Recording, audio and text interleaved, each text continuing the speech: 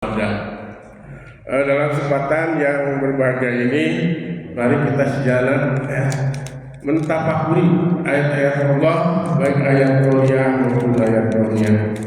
Dalam hal ini saya akan membahas yang masih ada kaitannya dengan yang lalu, yaitu kebahagiaan khataman nabiyyin, yaitu pada waktu itu adalah siratul ladzina an'amta 'alaihim, yaitu jalannya orang-orang yang telah diberi nikmat kepada mereka. Siapa yang diberi nikmat kepada mereka itu?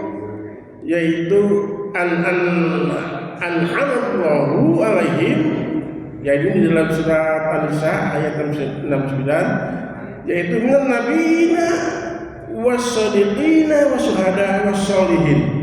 4 golongan itu yang oleh Allah itu sekarang sudah diberi nikmat sampai hari ini. Waktu itu sudah dijelaskan sedikit. Sekarang nabi itu nabi-nabi. Nah sekarang yang saya ungkapkan di sini adalah khataman nabiin, yaitu nabi penutup, yaitu Muhammad sallallahu alaihi wasallam. Jadi nabi penutup itu sekarang itu sudah benar penuh dengan kenikmatan. Dia diberikan petunjuk oleh Allah sebagai tatanan hidupnya di dunia dan akhirat adalah Al-Quran. Ini Al-Quran diberikan kepada Nabi Muhammad untuk sebagai pegangan hidup, hudan wa nura, sebagai petunjuk dan juga sebagai cahaya penerang. Kemudian Allah Subhanahu wa taala berfirman dalam surat Al-Ahzab ayat 40 yang bunyinya, maka Muhammadun aba ahadin mirrajulakum walakin Rasulullah khataman nabiyyin wa kana Allahu bikulli syai'in 'alima.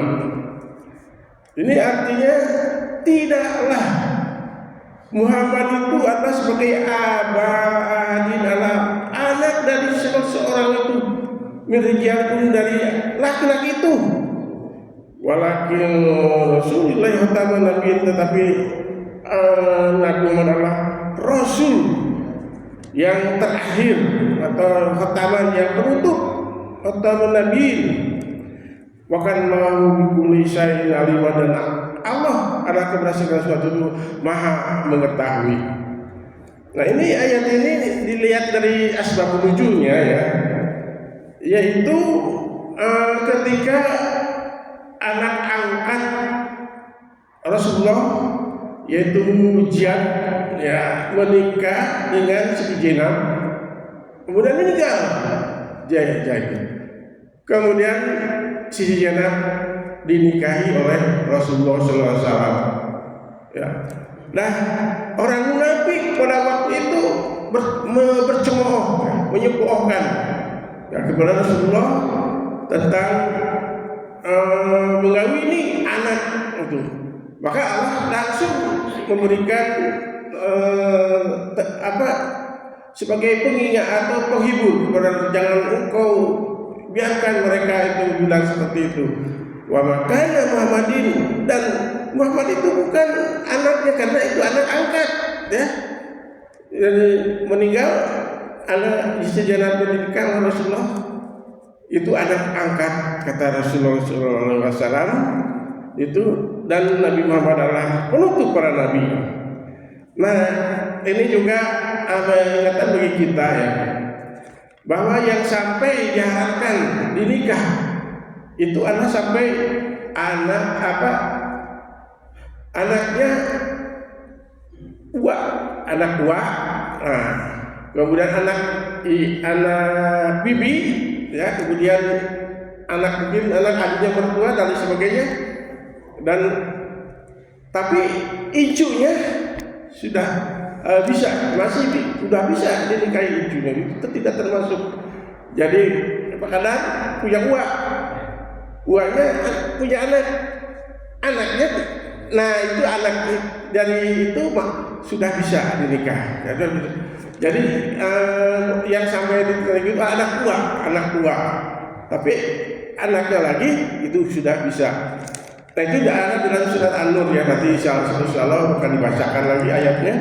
Tapi sekarang di sini adalah bahwa Nabi adalah kebahagiaan Nabi itu di dunia di akhirat.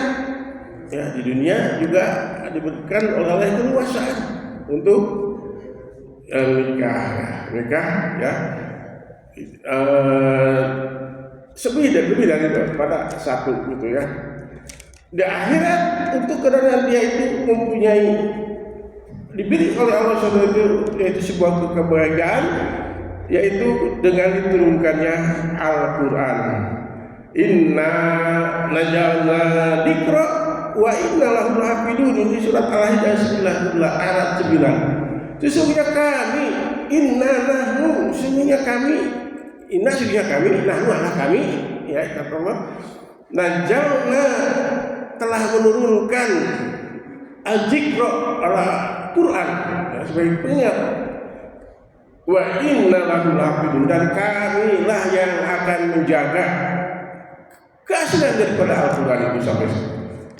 Tidak akan ada orang yang merubah Al-Quran sampai sekarang. Nah, jadi tentunya Al-Quran itu diturunkan oleh Allah kepada Nabi itu pada malam tanggal 17 Ramadan.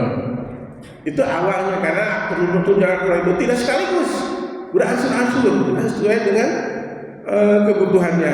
Tapi ayat pertama turun ya sampai ayat 5 itu Iqra bismi rabbikal ladzi khalaqal insana min 'alaq, Iqra wa rabbukal akram, Iqra wa rabbukal akram, allamal insana ma lam ya'lam. Itu adalah di Guairo tanggal 17 Ramadan. Kemudian ayat terakhirnya itu yaitu tadi turun di Guairo itu adalah tanggal 9 Dzulhijjah ya, tanggal Dzulhijjah. Yang terakhir ini ya. Yang terakhir, kalau yang tadi yang pertama, yang terakhir adalah 9 Dzulhijjah, yaitu ketika haji wada Rasulullah SAW pada tahun 10 Hijrah.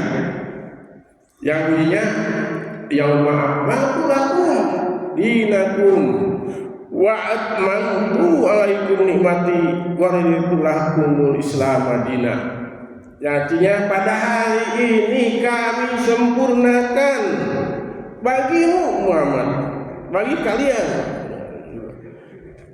dinakum agamamu, wa atmamtu, dan kami sempurnakan kepadamu nikmati itu nikmatku, wa raditu lakumul Islam madina, dan kami ridho rela bagi kamu Islam sebagai agama. Itu ayat terakhir. Jadi Al-Quran turunnya memang dari Lauh Mahfuz bersama dunia juga tanggal 17 Agustus keseluruhan ya. Nah, dari langit ke dunia melalui malaikat Jibril itu secara berangsur-angsur, yang lamanya atau durasinya adalah 22 tahun, 2 bulan dan 2 hari. Dan 22 hari. Itu dari langit ke dunia. Kalau dari Lauh Mahfuz ke seluruh dunia itu sekaligus, tapi dari langit ke Nabi Muhammad adalah secara berangsur-angsur. Nah, jadi begitulah kebahagiaan khataman nabiyyin atau Rasulullah SAW Muhammad, karena di dunia hasanah juga di akhirat hasanah. Karena dia mempunyai umat, ya sampai sekarang umat dunia itu adalah 2,4 miliar jiwa di seluruh dunia ini, umat Islam, ya. Dan otomatis mereka itu akan mengalirkan pahala yang cukup besar kepada Rasulullah SAW, yaitu dengan mandalala khairin falahu ajrun mislu fa'ili. Siapa orang yang menunjukkan kepada kebaikan, mereka adalah memperoleh pahala dari apa yang akan dilakukan oleh mereka yang oleh kita diberikan petunjuk. Nah, itu Rasulullah SAW 2,04 miliar penduduk dunia sekarang ini yang beragama Islam. Jadi sudah tentu kebahagiaannya itu tidak diragukan lagi. Di Indonesia saja itu 224,7 juta yang penduduk beragama Islam. India 223,4 juta, Bangladesh 159 juta, Nigeria 119,9 juta. Jadi amal-amal mereka itu akan diterima oleh Rasulullah SAW. Jadi beliau Nabi Muhammad SAW mempunyai yaitu sifat yang perlu kita ketahui, yaitu sifatnya adalah syirik, amanah, patonah, dan tabligh, yaitu jujur, kemudian terpercaya, dan patonah artinya cerdas, tabligh adalah selalu menyampaikan apa yang diterima oleh dari Allah Subhanahu wa taala kepada umatnya. Nah, di sini memang tadi kemarin bukan bahwa kejujuran itu adalah benda yang mahal, yang orang-orang tidak semua jujur. Tidak, kita saja selalu dibisiki oleh setan karena supaya kita tidak jujur, ya, dibisiki, ya, baik setan manusia maupun setan jin. Minal jinnati wan nas. Ya, kalau setan jin di dalam masjid saja kita masih diganggu. Ketika sholat kita ingat itu ini yang tadinya lupa sholat jadi ingat. Ya, kunci tadi di mana ya? Oh, di situ. Nah, kemudian layang gitu kan. Itu dalam sholat. Ada lagi yang kita seharusnya munajat kepada Allah itu menjelang subuh, malah kita ngobrol dan nah itu adalah bisikan setan yang bentuknya tidak ketahui, yaitu jin, ya, jin yang bisik-bisik itu jin. Kalau ada juga yang dari manusia, mungkin yang awalnya itu dari manusia, ya, ngobrol-ngobrol itu dari manusia, akhirnya dia ikut. Nah itu adalah tentang bisikan jin, yang bisikan manusia juga yang itu saja mungkin yang saya bisa sampaikan. Yang salahnya adalah kesalahan saya sendiri, yang mohon dimaklum, dan salahnya adalah dari Allah Subhanahu wa taala. Ya, aku qouli hada astaghfirullah wa lakum billahi taufiq hidayah. Wassalamualaikum warahmatullahi wabarakatuh.